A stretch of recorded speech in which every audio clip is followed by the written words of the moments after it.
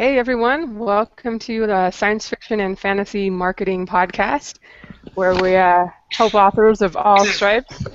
I'm All right, no, sorry. no coughing through the introduction. I apologize. I We're, thought I had it far enough away you couldn't hear it.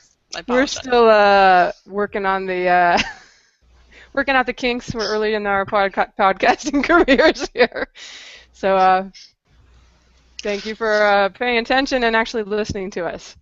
I am Lindsay Baroker. We have Laura Kerwin, Joe Lalo, and Jeffrey Poole as hosts today, and we're actually finishing our round of interviewing each other. And we're going to talk to Jeffrey today, and he's going to tell me if he likes to be Jeffrey or Jeff, because it's show 4, and I still don't know this. So. I can go either way. It's Jeffrey if I'm in trouble, or just normal Jeff. All right, sounds good. And Jeffrey is the author of 2 fantasy series. I'm not sure if they're more swords and sorcery or high fantasy, but he's going to talk about them shortly. One is the Bachian Chronicles, and the other is the Tales of Lentari. I'm sure I'm not saying that correctly because Actually, you that's did. fantasy. Both are perfectly. All Everyone, right. I've heard the Bachian called bacon before, and I've had people say, you must really like breakfast food. I'm like, okay, sure, but oh no, it's Bachian, not bacon. So, All right. Well, we'll epic put it up in fantasy. the show and spell it so everybody can The Bacon Chronicles. check him out because he's got really cool covers, so you guys will want to see what he's doing. But why don't I let you give yourself a little introduction and talk about your books and what kind of we're going to talk today about both self-publishing and the marketing side of things. So tell us about yourself, Jeff or Jeffrey, whichever. Whatever you guys like to use, that's fine by me. My name is Jeffrey Poole. You got me doing it now. My name is Jeff Poole, and I am the author of 5 stories, 5 novel-length stories. I've got a couple of short stories out there, but as Lindsay was saying, my first series I ever released was the Bachian Chronicles. It's pretty much, it started as something to do when I was on the road all the time, because I used to work at a job that in tech support that made me travel all the time. And to anyone who's ever traveled, there's nothing to watch on TV there. So my wife said, "Why don't you write a story?" So every time I was set out on the town, then that's what I did. Is I wrote another chapter. Took a long while to write it, but I wasn't really dedicated to it just yet. But in 2010, I finished it. My wife said, "Go ahead and look into publishing." So I started to explore the options, and like just about any author out there, I looked at the options of traditional publishing. Kind of disheartening when you see that 99.99% of people get the automatic rejection letter just because you haven't been published before, or your introduction letter is just not good enough or well written enough there. So my wife suggested again, why don't you try self-publishing? I was like, all right. I always thought it takes a lot of money to do that, and the first website I found that said it about it was lulu.com. That is lulu.com. Really strange name website, but whatever. I looked at it, and it was catering to people like me that if you wanted to release your own book, that's the way to do it. Pros and cons. Pros being is it will let you, as long as you've got a book and you format it yourself. So if you're halfway familiar with your own word processor, you can shrink your pages down to the size of the book you choose, make your margin. You need to make your interior exactly the way you want it, because I guarantee you they do not care what you give it. The nice thing about it is, like I said, is they will publish you, and this is actually the very first cover I ever did, the very first copy I ever released. That's what it looked like. It's the only one I've released in what they call paperback form, which is, what is it, like 4.25 by, I don't know, just under 7 inches. Problem is, this, $24.95. Who in their right mind is going to purchase a $25 paperback novel? But at least I could say I was a published author, so I didn't really gripe about it too much, and I guilted my family into buying copies, so always a lot of fun. But so then I started, now that that one was out, my wife said, okay, well, that's book 1. Got my wife is my fan club here. My wife, suggested that's book 1. Have you thought about taking it to book 2? I was like, you know what? I'm self-employed computer tech. I have time on my hands. Why not? So as I'm starting to work on book 2, I started looking for more publishers, because I really would like to try and drop the price of this down, because no one's ever going to buy it for that much. Now this is where I cover the segment about what not to do. I came across a company, and I don't know if I'm allowed to say it, but I'm going to say it anyways. That's how much I dislike this company. A company called Publish America. For those of you self-publishers, most of you know the name, and you pretty much avoid it with the 10-foot pole. Avoid them like the plague. I got suckered into all their hype. All they said that, oh yeah, they'll go ahead and they'll publish the book free of charge. They'll do everything and get it all ready for you. I was like, well, how could this be bad? Why not? So yeah, I should have paid attention to the Google searches. 'Cause I even Googled them. I saw all the negative ratings. I was like, you know what? I'm not really marketing the book myself. What harm could befall me going with them? And my wife, to her credit, said, "Are you sure you want to do this?" Sure, I'll give it a try. So when it got to the point of when they're saying, what kind of cover would you like for the thing? Now, what would you envision on it? I was like, you know what? It's a high fantasy novel. Has dragons, has wizards, has sorcery, magic, that sort of thing. I would love to have a dragon and maybe a castle in there too. I don't know how well you can see this. Yeah. It is absolutely horrible. I think I've been to that castle. It's in Germany, isn't it? It's probably. And I don't know if you can see, but what they have here is a stick figure drawn red dragon superimposed over the top of this. Oh my God. So, and it's super dark. So it's really, really hard to see. And I'm looking at this going, you jackasses, sons of gun. But every time I tried to bring up, like, hey, I'd like to change this, they would instantly quote me part of the contract that says, we don't have to do jack padiddly because you agreed to do this as specified and blah, blah, blah, blah. I'm like, ugh. And to make matters worse, this $29.95. Holy. $30 for this ugly book there. So now my mission became how to get out of it. And if anyone that's dealt with Publish America, it is not easy, and it's oh so rare that they do. And I'm one of those few that got out of it. How? Because you nag them on a daily basis. Email them, call them, because the big thing to worry about with Publish America is if you're not careful. When you sign that contract, it says specifically that unless they hear otherwise from you, as soon as that contract expires, it automatically renews. So that was my first thing. It took me a month and a half of daily, probably hourly emails for them to finally acknowledge, okay, fine, you're not going to renew your contract. It took me a year and a half. And they finally said, dude, fine. There's your rights. We retain your rights to you. If you want to use the book cover or anything, it's going to be $500, to which I went, right. And then apparently the way their little piddly inside formatting does, if I wanted to use that, it's an extra $300 license. I'm like, no thanks. I found a really cool place called CreateSpace. That goes into my next section. Is CreateSpace is an Amazon company, and actually it lets you try and lower the price of the book. I actually got clever this time and hired an actual artist to draw this one. Much, much better, because essentially it's a portal to another world. A lot of fantasy stories are kind of like that. So and that one. Let me rephrase that. For me to buy a copy of my own book, it's about, I would say, about $18, $19 to buy my own copy. This, including shipping and handling, $5. So it's for me, it was pretty much a no-brainer which way to go. And the thing that most people don't realize is when I first started with Lulu, everybody has their own publishing packages. So they make you think that you need to, their services to format your book to get it ready to publish. Whereas, if you don't know what you're doing, that can be an easy way to go, but those publishing packages start at about $500 and go up from there. But if you know what you're doing, and if you can prepare your inside, we're talking everything from the copyright page all the way back to the author's note if you want to put one at the back of your book. If you can do that yourself, and if you can take care of the cover yourself, this, when I first did it, cost me like $16, $17 when I first ordered my first copy. I'm like, beautiful. This is the way to do it. Doesn't cost me a darn thing to do it. I'm a tech. I can figure out the program. No big deal. It's just the price tag that killed me. No one wants to pay that much for a book. And then Publish America made things a heck of a lot worse and charged even higher. So that's when I went with CreateSpace. Difference between night and day. If you're going to do this, if you're going to write a book and self-publish, I strongly recommend CreateSpace. But I also strongly recommend you get as many unbiased eyes looking at that thing as much as possible, because you want to make sure you give them a clean version of your book as possible, because, like I said, they do not care what you give them. I can't tell you how many times I have. This is probably version number 5, because every time I think the stupid thing is cleaned up, I find another typo. I have had probably 10 different sets of eyes looking at this thing, and everybody says, "Oh no, it looks great." And that's family members. You don't want family member because they tell you what you want to hear. "Oh yeah, it's great. You really ought to publish that."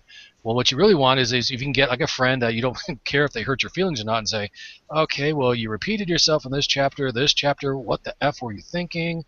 I mean, I usually tell my beta readers when I go to release a book is get out your highlighters. Red for a typo, yellow for a green for a grammatical error, and my trademark blue. What WTF moments like this just doesn't make sense. So, but like I said, if you're able to, or willing to put in the work, you can certainly release a quality book. Just there are a few things you need to do first. So. Yeah, that sounds like you had the full range of experiences there with getting the paperbacks. What were you what, what were you doing with ebooks during this time? Had you started, or were you thinking that way yet?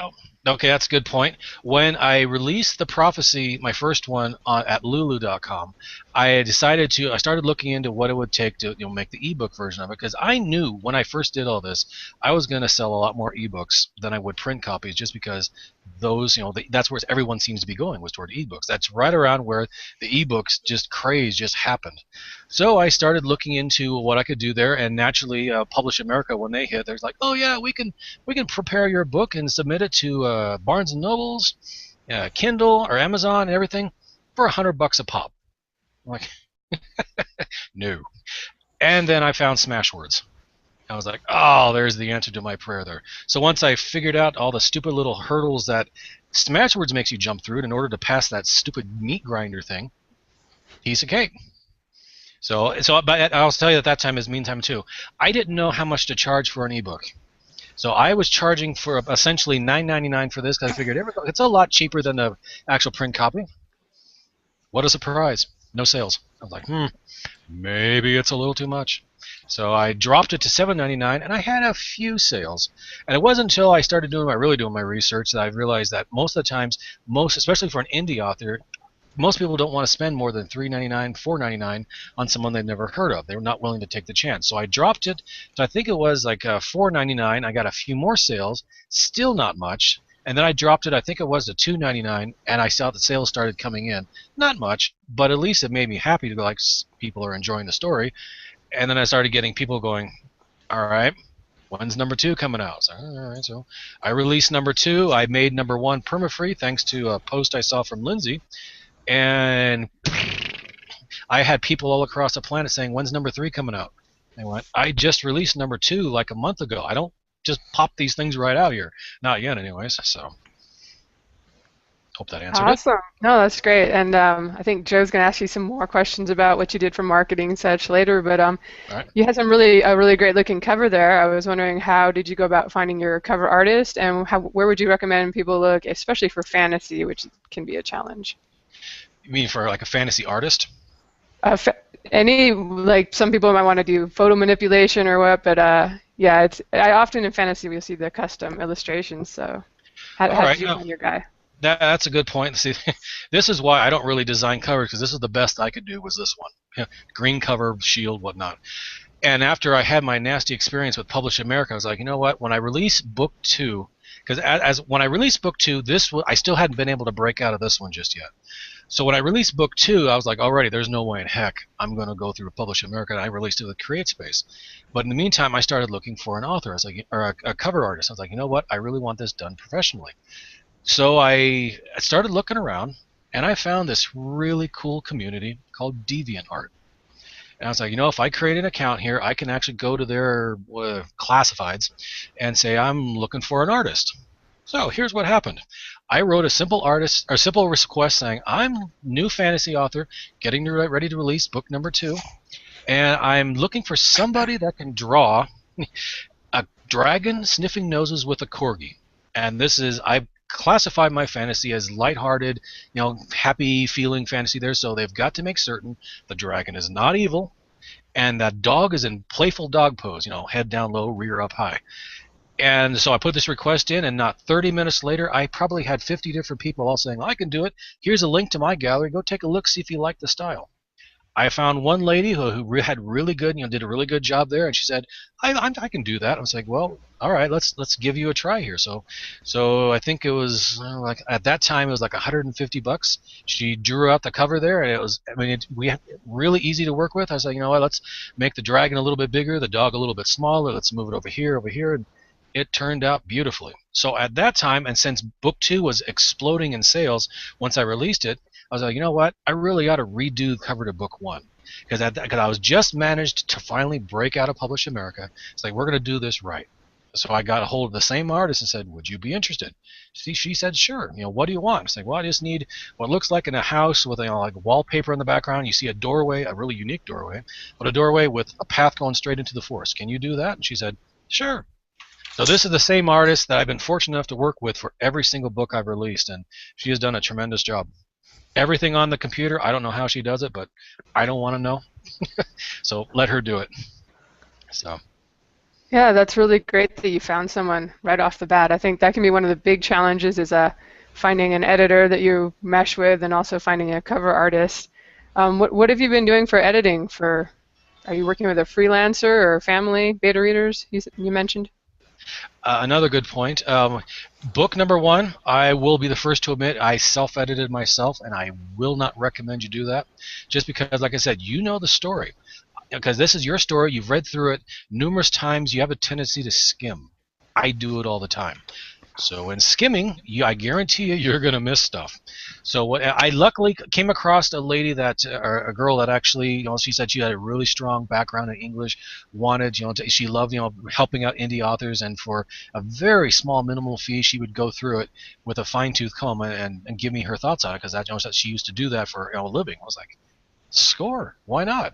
So for book 2, I had it edited by her, and she actually did a really good job, to the point where she's like, well, if you say this over here, it doesn't make sense over there. And first I was thinking, who are you to tell me what to put in my book? And then it dawned on me, she's giving me advice. Don't bite the hand that's trying to help you out here. So I listened to her, and so then I had her for, I think, the other 2 books, both the Amulet of Arya and in the Insurrection. When I released the new series, I again approached this same girl, and apparently this girl was starting to think she was hot stuff, and then her fee went from $100 up to minimum of $600. I'm thinking, oh, okay, you are not professional editor. You do not get to charge those prices. And then luckily, luck happened my way again, which is surprising. Usually I'm not unlucky. A fan of mine in London, England, actually wrote me up and said, I don't know which editor you've got there, but I read the other books. They're good, but God, you could do so much to clean them up. I'd be willing to help you out if you want. To which I went, all right, dude, how much are you offering for it? What's your price? And he went, no, I'm a fan of the series. I'd like to help out. I'm like, go ahead. So he edited both. I can't believe I have to think about my book's name, Lost City and Something Wyverian, and he did a really fantastic job, to the point where he actually gave me an Excel worksheet with probably 10 pages of the thing. When I first gave him Something Wyverian, for instance, so okay, this paragraph, this page, this line, what the hell? This person, okay, and just gave me a breakdown of the whole book on what he would do differently. And I've had people start leaving reviews now saying, oh, these books are so much better than the first set. I was like, I'll take that as a compliment. Nice. What would you recommend for somebody looking for an editor now? I know Kboard is the Writers Cafe. They have lots of people asking for recommendations and making suggestions, but... Well, you can use something like that if you have the budget to go after it. Most people are like myself when you're first starting. You don't have a budget really to work with like a cover artist too much. You don't really have a budget for an editor. Only thing I can at that point for a brand new person, unless you have a budget, is get as many eyes looking at the thing as possible.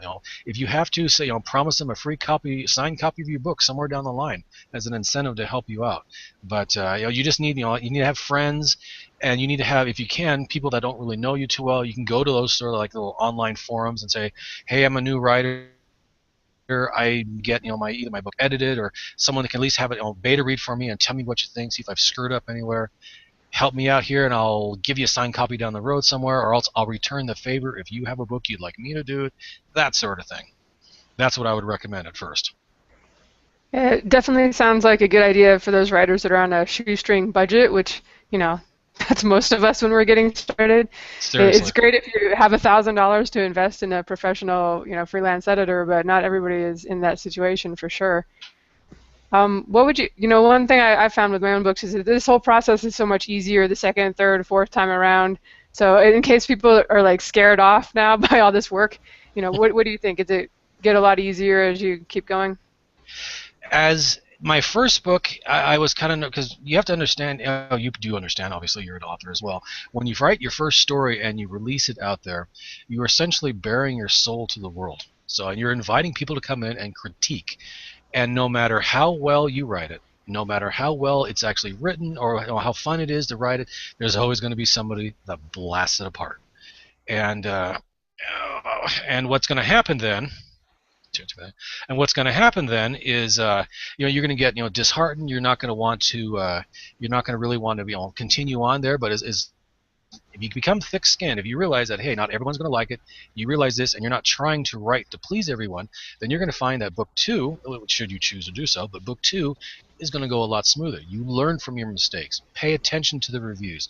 If people say, hey, I really like your book, but man, you use this word a lot, or let's say you use too many sentences, or you make your sentences way too long, and you've got paragraph-sized sentences, break it up with some commas or whatnot, then you pay attention to them and you move on. And that's the way I feel it, because I've had people say, like, why don't you go back to the first set of books and clean them up? I was like, well, I can do that, but I think it's kind of nice to see the progression of how, yeah, I was a so-so writer when I started, and I think these books are a heck of a lot better. And thus I am getting reviews that say just that. I just had someone leave a review for the latest book that says, man, this is the best one he's written yet. You can see the progression, through the years as he's written these, and I like this one so much more. Of course, that a little part of me wants to go back and fix it, but I won't. All right, I have one last question for you here, then I'll hand you over to Joe to ask some marketing stuff. I'd like to know for the listeners, I think everybody knows kind of the advantage of self-publishing is that you get to keep so much more of the money from each sale, like, 70% on the ebooks. What would you say is the hardest thing about self-publishing, though? The hardest thing about self-publishing is pretty much that you have to do everything yourself. You are responsible for every last little detail of that book.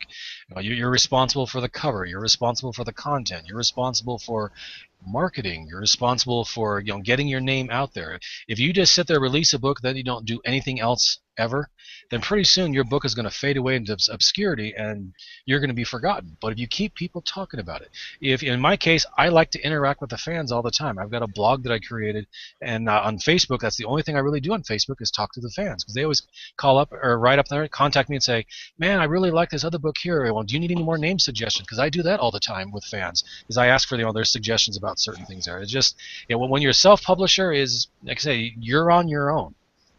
But if you have the perseverance and the patience to do so, you're going to do just fine. All right, sounds great. And so let's hand you over to Joe for the marketing stuff. And I don't think I mentioned it in the intro, but just in case anybody's wondering, Jeffrey's really doing quite well for himself. You can check out his books. He's got over 200 reviews on his first one and over 100 on his second one. And I know they're not all free, so they got some paid sales in there. But Joe, why don't you take it over? Sure. As she said, you've got some success, and that's one of the reasons it's useful to pick your brain on this stuff. We know that you did perma-free, and that's sort of where you launched. You popped when you went perma-free. When you first went perma-free, did you do anything to push the free book, or did you just make it free and hope for the best? Well, as soon as I made it free, or I should say, as soon as I got Amazon to make it free, then I kind of I didn't really do too much until I was walking around. I checked all the other retailers, because thankfully once Kindle went, then they all fell like dominoes right after that, and they all went like crazy. And so I'm watching. I was like, okay, well, I actually thought this, should I actually talk about this with someone? Should I try to do a book signing somewhere? I was like, you know what? I've seen too many book signings. They just look like a scared person sitting behind a desk, and that's not me. I don't know if I'm a little bit too introverted to be willing to sit there and wait for someone to come up talk to me there. So with the first book, I just let it go, and I was too shocked to see it jump to #1. in like 3 to 4 days time that I was just doing this the whole time. So I was like, okay, it's definitely time to get working on number 3 because that's what I was waiting for. As soon as number 1 started blowing up, I probably had, I don't know, like first day alone, like 10,000 downloads of the thing there, and I was just like, okay, well, hopefully the small little percentage of that will be interested in reading book 2, because as up until that point I only had a few sales of book 2 because not that many people were interested in it, because not that many people knew about book 1. So that was the whole point of that, just to see if I can get my name out there. And about a week later, book 2 just blew up. The sales started coming. I was making more work doing the writing stuff than my computer tech stuff, and I'm like, how badly do I want to be a computer tech still? But it's like, you know what, book sales are fickle. I'll just keep doing what I'm doing, and I'm still doing the same thing there. But I mean, it's to the point where the book sales are doing better than the computer tech stuff there. But I still like the writing there, and I plan on doing this same sort of thing for quite some time there. So, does that answer the question? That answers the question. Okay. So you know, perma-free still your primary marketing thing now? I mean, you say you connect with your fans a lot, but you do anything in the way of advertising? Paid advertising, no. That's one thing I can never bring myself to get a budget for, because I've yet to find someone that says, hey, this works great, or that works great, or else I created an ad in this and it was beautiful. I got all kinds of sales as a result of it. Every time I see something that looks decent, I'll Google it just to see what other authors have used, and just about every other author says, you know what, I've tried it, I've gotten maybe a few piddly sales, but I haven't made my money back on it yet. So I'm reluctant to do that. My method of marketing is I talk about it with the fans. I push it through the Facebook there. I got to the point where I started sending libraries copies of my books, because not only do I like the idea of my book sitting in a bookshelf somewhere in another state, but I like to get people talking about it. Because if people are talking about it, then they're asking me questions. I can go into more detail about something. People are curious about it. They go look up the book, and $2.99 for a book's not bad, or $3.99 is not bad. Let's go ahead and give it a try. And so far for me, that's what seems to be working the best. So yeah, you say you haven't done any paid advertising at all. No paid advertising, no. BookBub is sort of becoming a byword of the indie marketing, because it seems to be the only one that consistently works if you can get your hands on it. You ever shot for that? Or are you considering it at all? I haven't, but I'll definitely consider it now. Yeah, I could say that it's impressed me every time I've used it. I've had it up there more than once, and I would think the second time it wouldn't really do very well, but it's growing so quickly that the same book a year later got just as much of a pop as it did the first time. So I would recommend that for you. And you said BookBub? BookBub, yeah. Hmm. It's useful. Yeah, look it up. I will. So you say you have a blog. What sort of stuff do you cover on your blog, and like how effectively do you feel that it helps get the word out about your books? Well, on my blog, I cover. I mean, I like interacting with the fans. To me, that's the name of the game, is just talking to the fans, making them feel that they can actually talk to an author, ask them questions about the book. I ask for fan submissions all the time. Or if I said because one of the things I can create a book, no problem. It's always coming up with character names that's a royal pain in the butt for me. I don't know why.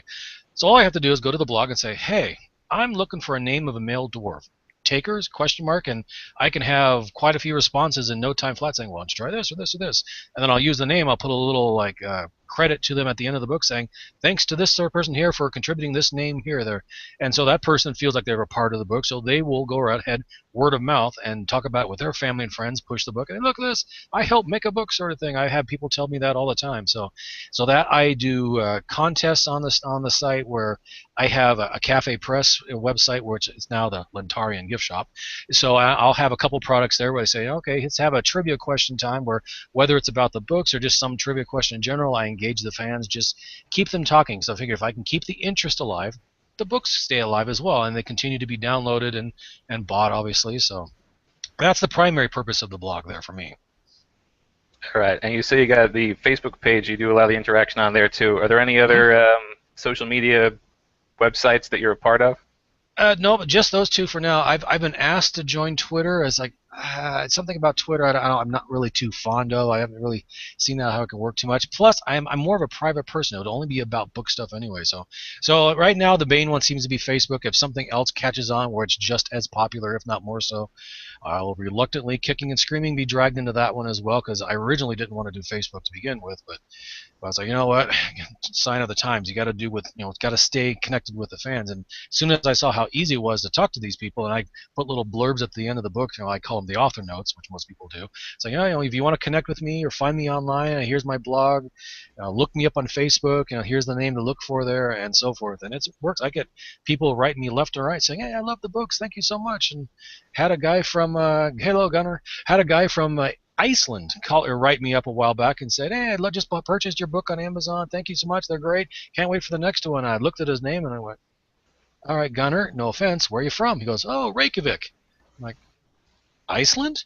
I didn't know Iceland had an Amazon version, but apparently they do somehow manage to get the books. But stuff like that just makes me smile, makes it all worth it. Yeah. So you interact with your fans on the social networks. Do you ever just like do a blast about, oh, I got a release coming up, or is it all just trying to is everything an attempt to interact? There are times when I say, like, okay, I'm getting ready to release this book here. Would you guys mind help spread the word? If I'm getting ready to do this, or if you guys are willing to do this, I'm willing to do that, sort of thing. That's actually how a couple of my short stories got created. It's like, if you're willing to do this or hit X amount of likes or this for you, I'll go ahead and write a quick little short story about this. And I was forced to follow through with it, so it's not too bad. But it works. It's always good when the fans also motivate you. Like you're not just motivating them to buy your stuff; they're motivating you to increase your output, which is a good little synergy. Yeah, it's because of them that my Tales of Lantari series is even here, because I was planning on leaving the Bakian Chronicles at 3 stories and 3 stories alone, but I had people all across the planet going, great, when's the next one? I'm like, trilogy, 3. But I was like, oh, right. So, and then I talked to my wife, saying, here's to be a couple of good ideas for books, and we hashed out like 4 or 5 ideas, and 3 of them right now, 2 of them have already been published, and the 3rd one's being worked on right now, so it's a lot of fun. Good stuff. Now you say you have a cafe press site, and what sort of stuff do you sell on there? And is it a moneymaker, or you just sort of use it as a motivational, the creation of doodads to give away? I've sold some stuff on there, but it's not really a moneymaker. It's just there just as another way to get the product named out there, essentially. I pretty much use it for myself just because I like buying the stuff and then giving it away to fans. Because I have like baseball hats. Cafe Press just, I think within the last couple of months, released decks of cards. Now, expensive, but if you're careful, if you wait and watch, Cafe Press puts out coupons all the darn time. So I've got like cheap decks of cards, and I'll put that on the blog and say, okay, I'm up for grabs this time is a couple of refrigerator magnets and a hat and like a notebook over here. The first person that can tell me, and then whatever it is going to be for that particular month, and it's quite a response. And I usually see a boost in sales of that because people start talking about it again. Like, for instance, they'll go to their family or friends, hey, look at this, and you got to go check it out. It's real reasonable price, and they do, and the word keeps spreading. So it works out well. Cool. So you have all these contests and things, and I want to say, when somebody gives you a name, do you ever run a contest or something for asking for information or something from the fans, and you don't get anything you want back? Like, has that ever happened? And if it didn't, how would you handle it? Well, it happens quite often where I say, I'm looking for a name a name for a dragon, male dragon, and what would you think he would look like? And I get these suggestions. I'm looking at going, yep, I've added them to my notebook for potential use somewhere in the future. Thank you for the suggestions, everyone. And then I'll go to my wife. I need a name. Can you think of something? Yeah, I'm sort of afraid to do like a really high level giveaway myself, because occasionally, like you see, I showed it in my Lost podcast, which was recently found. I was showing off my plushes, which are sort of right there, and I'm sort of starting to accumulate them a lot. And I'm thinking maybe I should run a contest and give them away, but I'm terrified that I'll get like 3 entries and none of them are any good, and then one of the coolest things that I have to give away goes to just somebody who happened to come up with well, you had a 1-3 chance. Congratulations. So And, I'm sure and, it I'm ends afraid up to as, do that sort of thing. and it ends up as a dog toy. That's what you're afraid of, Yeah, right? exactly. So I always sort of wonder how people will handle that sort of thing. Um, Here's another question. You haven't mentioned a newsletter or a mailing list at all. Have you thought about that, or do you have that? I've thought about it. I've been reluctant so far because I'm not that crazy about people emailing me with news about all the time. But every time I get ready to release a book, I actually say to myself, boy, this would be so much easier if I did have a mailing list. So I'm contemplating it. All right. And you again with all the fan interaction, your fans are very engaged with you, and a lot of other authors have tried. I myself, I've got some pretty good fan interaction going on. I'm happy with it. I wouldn't mind if it was more so. Do you think there's anything particular you did to get your fans so interested and engaged, and do you think there's anything that other authors could do to try to build the same level of engagement? It's hard to say. I mean, once I decided to go ahead and actually make a point of talking to the fans, it's just talking to them like you would with any other friend, and they actually became, I've got some really good friends as a result of it. I had some guy in London that offered to become my illustrator. And I went, you better be careful of what you suggest there, amigo, because I will take you up on that. And my Lost City book actually has the first book I have that had some illustrations in it, and I used him for it. And I credited him at the end of it. And then we almost ran into a little bit of a snafu because apparently he took some bad advice from a friend of his, because I was saying to him specifically, I will not use your illustrations until you deliberately write me out a little a disclaimer that says, you're doing this, you're doing this, you're giving me full rights to this image, and you're not about to try and do anything corny with it. And he said, no, well, we can go ahead and talk about royalties later. I'm like, okay, well then cease and desist. I'm not doing this without that signed document. To which he said, okay, sorry. So we'll go ahead, and here it is. He signed it and gave me the originals and everything. So it worked out in the end. Once we got past that little snafu, he turned out to be a really good friend. So he's doing all kinds of stuff for me now, which I don't know how I ended up with it, or else how I ended up with someone else in London that's my editor, free of charge. So, but I'm thankful. It's good stuff. Oh, you talk about, like, I'm going to go back just briefly to the editor. Like, when I do my own editing, it's copy editing. I don't have a lot of developmental editing because that tends to be very expensive. And when it's just a fan who's developmentally editing you, and occasionally it's a little bit like letting the inmates run the asylum. Like, they're not so much trying to help you write a better book as just to write the book they want you to write. So is your editing primarily copy editing, or do you have people giving you plot and character advice? If it's plot and character advice, it'd be more along the lines of, you have this person standing up over here looking at the dragon that's faced directly across from you, the tunnel straight behind you, but that you have the guy looking to the right over at the tunnel entrance. You've got your character positioning incorrectly. You need to have him like, dude, okay, sorry. And so I'll go ahead and make the change. And like I said, this guy, he's caught the stupidest little things, and I can't believe he's caught. Like, for instance, I made like a noise on there when I wrote it down there, and he said, like, okay, well, if you do that, then you're not able to make this R sound there. It's going to be, I'm like, really?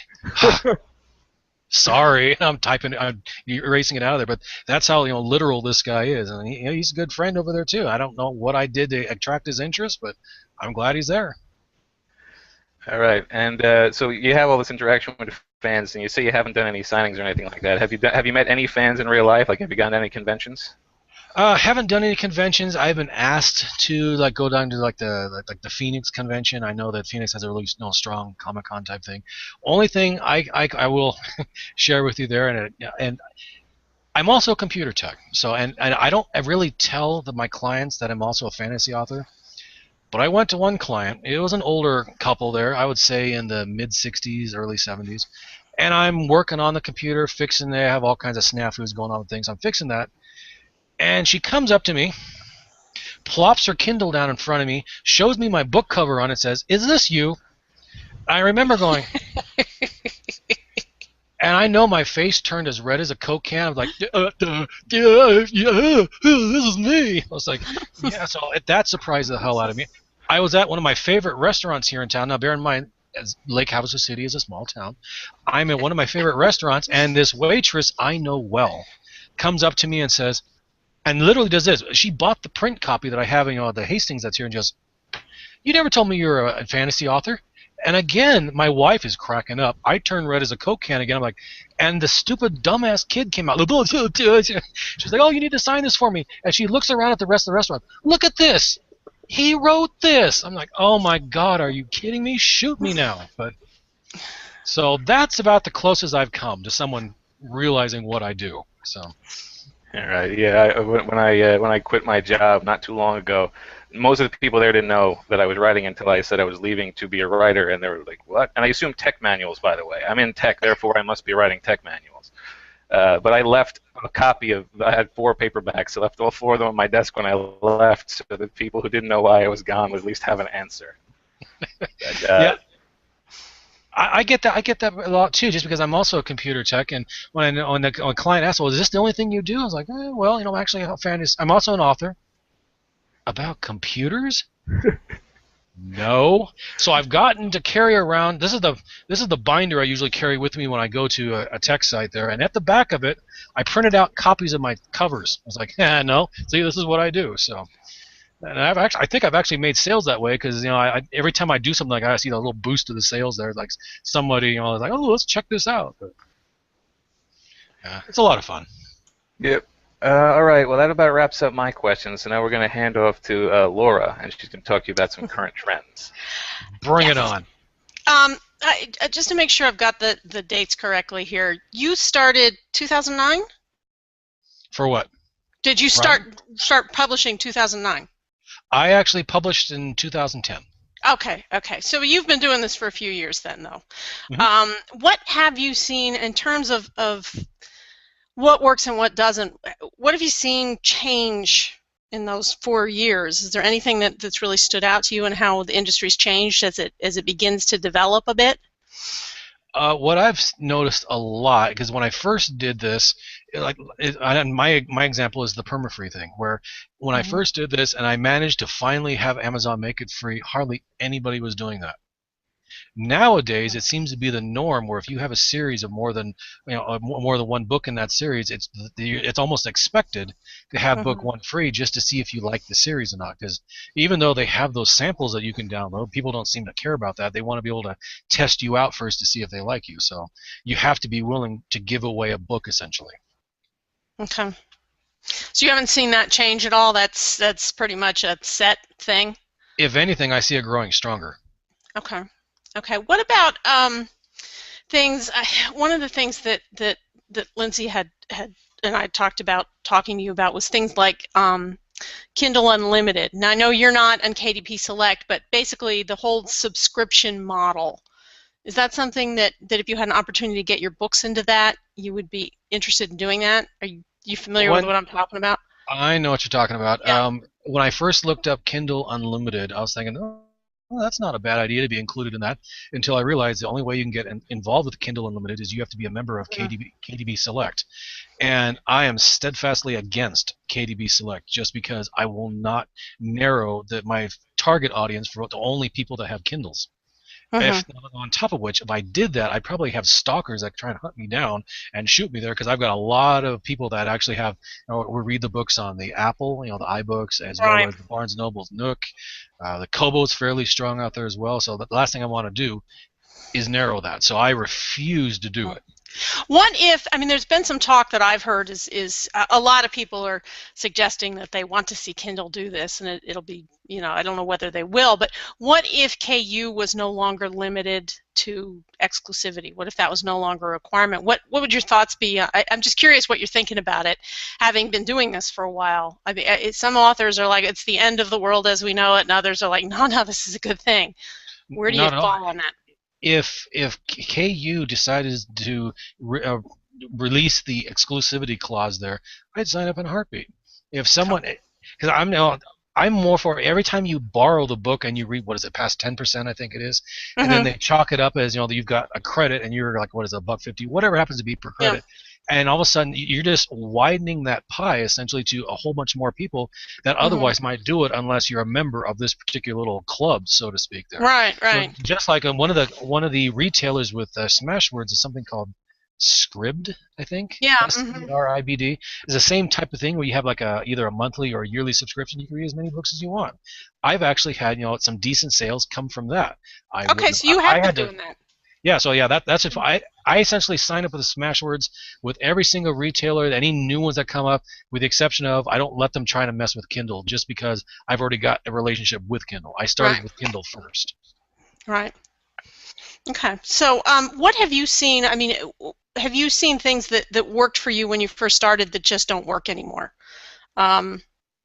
Is like, for instance, is permafree as effective for you now as it was when you first started out? Do you have any sense of that? I don't think it's quite as effective. I mean, people. What I've learned is people like like the hot new title once it's released here because I just to test things out when I released Lost City, the first book of my new series, and then as soon as I came out with something Wyverian, which was the second one in that, just for kicks and giggles, since I wanted to boost sales a little bit, so I temporarily dropped Lost City to free just to see on Smashwords, and then I but I kept nagging Amazon until it dropped it as well, just to see what would happen. Within 7 days, Lost City had hit #1, and it stayed there for probably, I would say a week and a half or so, 2 weeks. Then it slowly started dropping down as it was replaced by another one that was a hot one out there. Yeah. So for all I know, I could leave Lost City back to normal paid status. Then maybe as my own little special, I'll knock it to free again and boost more sales. I might do that when I release the third book in my Tales of Lantari, just kind of like another little kick, just to help pick things up a little bit again. Well, it sounds like what you're saying is every author has to kind of play with it and see what works for them and what doesn't. So, exactly. Trying to think how to. Here's something that, and then we hadn't talked about, but it's something I'm seeing. And I don't know if it really goes to marketing, but it's sort of the whole notion of authors behaving badly. There's been a lot of this going on. There was an author who wrote an article in The Guardian in London about her. Basically, she had a reviewer on Goodreads wrote a really nasty. Well, she claimed wrote a really nasty review about her, and she wrote this big article about how she basically stalked this woman, this blogger and reviewer. And the response she got in the article was, "Oh, that was such a good thing you did," and "Oh, this reviewer was crazy." The blogging community has gone in. They're freaking out about it. They're very upset, and their stance is, look. We shouldn't have to be risk being stalked and all this other stuff because we give you a bad review. You're looking like you're not quite sure what I'm, because I've been reading on this, but this has been a huge issue on all the different blogs the last few days. I've seen similar type of stories, so yeah, I know where you're going. Yeah. So what's your advice? I think for authors, and this is sort of marketing in a larger stance, but what's your advice for dealing with bad reviews? Does the author engage or never engage, or Oh well, no. It's what I tend to do is whenever I get a bad review, and everybody gets them. You cannot write something that everybody's going to like, even if they do like it, just to try and be a butt or something. They'll go ahead and write you negative on there.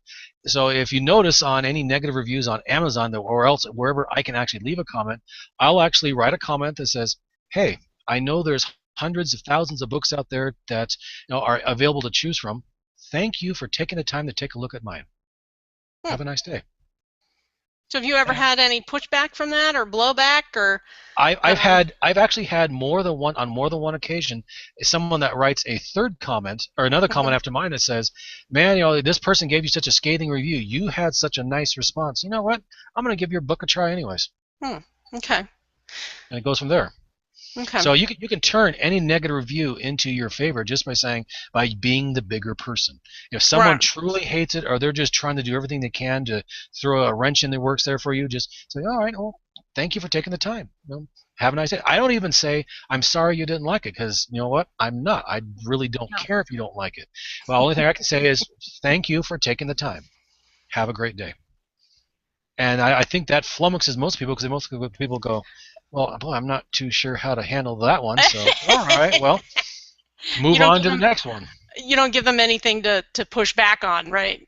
Exactly. You can't, because if you cop an attitude with that, nothing will spread like wildfire more. Did you hear about that author who can't take a bad review and just then just blast you to crazy? It's like, no, it's not worth it. I knew that once I became a writer, because the first bad review I ever had, I was ready to, like, "You little you don't know me. You don't know my book. It's like, all right, no, you don't really know them. You don't care to know them. It's okay. That everyone's entitled to their own opinion.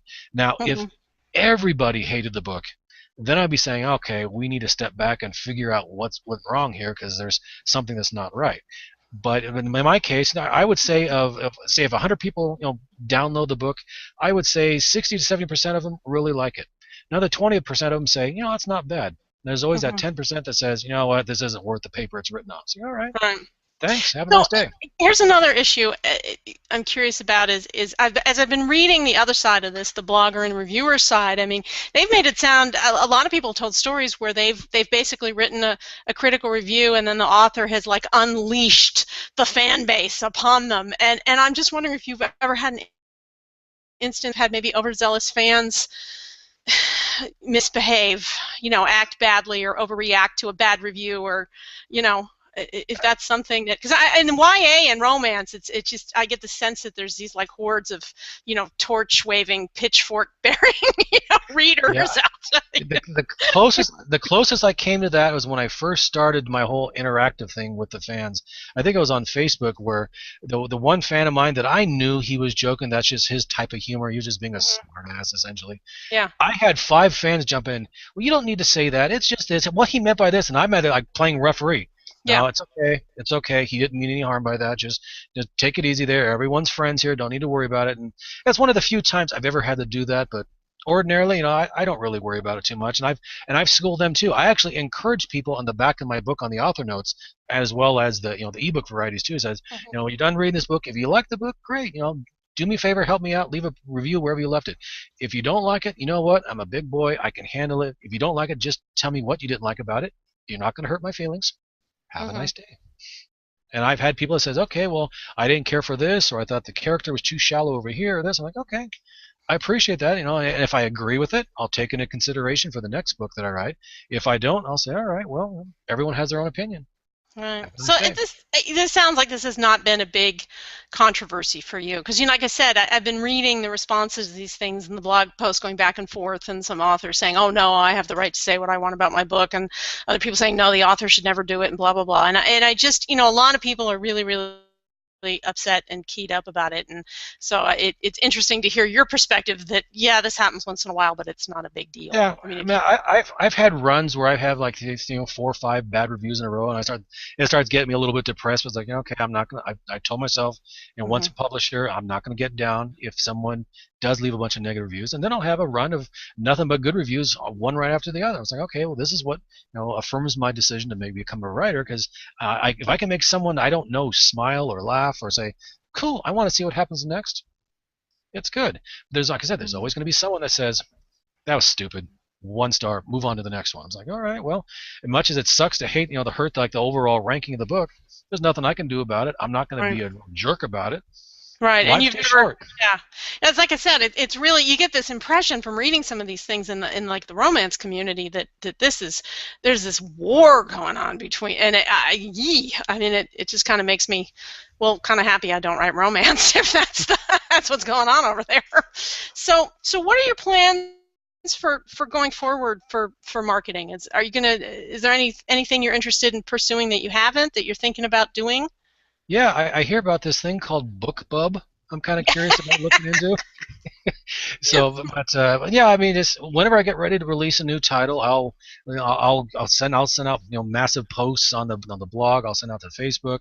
I'm looking into creating that email mailing list there, just give everyone to say, heads up, I'm ready to release the next one, and let them know about it. And that way, the more I can spread the word about it, the better. And like I say, I'll probably, when I'm getting ready to release the next one, which I'm hoping will be in December sometime, fingers crossed, then I'll more than likely, just for a little bit, maybe a month or time, I'll drop the Lost City again, #1, back to free, to help give that series a boost and see what happens. Have you done anything with anthologies or bundles? I've had someone ask me if I'd be willing to put, like, the Bakken Chronicles, since it's a trilogy and just a trilogy, like an omnibus type of thing there, and I've considered it, and who's got the time? But it's something I want to do. It's just that I haven't gotten around to it yet. Okay. So, because I know bundles with other authors, Lindsay's done that. She's on her 3rd one now. You're talking about anthology with other authors. Bundles, yeah. Yeah, I'm actually in one with Lindsay right now called Oh, Fantasy okay. 101. Okay. Yeah, as I say, I had the CEO and founder of Smashwords say to me, "Hey, would you like to be part of this super secret Apple promo coming up here?" And I was like, huh, "Sure. What do I got to do?" So, find a couple other authors and make me a box set. I'm like, "All right." So that's what Okay, I so did. that actually leads to an interesting question because I was wondering how authors get involved in these. If it's the authors who initiate the process of putting them together, it sounds like from what you're saying, it's the retailers that try to Well, put it together. in this particular instance, apparently, since Apple and Smashwords have a really good relationship, Apple contacted Smashwords and said, "We're getting ready to have this big nationwide, worldwide promo here with book bundles, and we'll reserve you some spots, in like several of these genres here. So, to help some of your indie authors out, why don't you Mhm. give us some of these things? Make sure you follow all our rules, but give us some of these titles here, and we'll go ahead and push them for you." So that's when that Mark Coker actually went, "Okay, well, I'll go hit some of my people that are doing really well and see if I can get them to do something." So some of them already had box sets, but the Mhm. vast majority of us didn't. So it was just a matter of, let's see how fast we can do this in a short amount of time. And we actually put that thing together in like a week and a half, I think it was. So Mhm. it was crazy. The other thing on marketing is the idea of being how prolific you are. I know some people who are like, if you don't put out 15 books a week, you're doomed. I'm just curious what your experience has been on that, and how and also what do you have coming up? What are you planning on Well, putting out there? what I can tell you is my average is not great in many ways, shape, or the form. I've been releasing essentially one book a year. Because I'm not Interesting. I'm not 100% focused on writing. Yeah. I essentially do this on my spare time. But the last couple of years, I've actually set aside a couple of days a week where I will not take tech calls. I won't go out on tech. As a matter of fact, it's Wednesday. It's tomorrow. I'm looking forward to it. But and I tell all my people that I will not do anything on these days. I'm just going to be able to write to it. So I vowed that I'm going to release more than one book a freaking year. So the one I'm working on right now is actually getting close to the finish line, and then I'm just thinking, yeah, I still got to line up the cover artist there. That usually takes a little bit of time, get the beta readers on. I think I can still do it by the end of the year. So if that's the case, I would have released 2 books this year, because usually I get done writing, I would say somewhere around July or August, and then it's on getting all the beta readers, getting the cover artist lined Right. up. I finished and released the other one back in April. So for me, that is humongously early. So I was like, I Yeah. can do this, and now the year is like flying by. I was like, I'll get it done, I swear. And that's the problem. Thankfully, the fans like the stories. Then everyone Yeah. always says the same thing. That's great. What happens next? It's like, you do see the copyright years of the books to Yeah. Yeah. 2010, Right. 2011, 2012. I can't release them that fast. Not yet, anyways. So. But that seems to fly right in the face of the conventional wisdom, because I know starting out I have these moments where I'm like, I only got like 2 books out and I can only do 2 or 3 a year, and I start to panic a bit. And it sounds like you've had quite good success doing what they tell you, you can't possibly succeed doing, which is the 1 book a year thing. So like I say, it's a matter of keeping interest in those previous books alive, which Mhm. to me keeps the sales coming in. And granted, they're not as strong as when they first released the books, but they're still there. So I can't complain.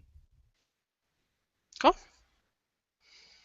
So do you have any new the book you're working on that's coming out? Is it in the same series, same world, Yep, or? it's Tales of Lantari #3. I haven't officially released the title yet, aside from what the acronym for what all the first letters of each word spell out there. But I have a feeling this is going to be my first cliffhanger, so this is going to be interesting what the fans are going to do to me. So You we're better going get to that see next here. book out fast. Yeah, seriously, because like I say, I started plotting it out, and I'm realizing this thing is going to balloon out to be a humongous size unless I chop it up. And the more I thought about it, the more this devilish grin appeared. Like, cliffhanger. We can do that. It might kill me, but we can do it. So. So I guess the final question I have, and if you guys have any other questions, type them up in the chat thing, and I'll pass them on. But what what advice do you have for the person who's starting out? I mean, the person they're working on that first book and they know they want to self-publish, and what's your advice to them going forward?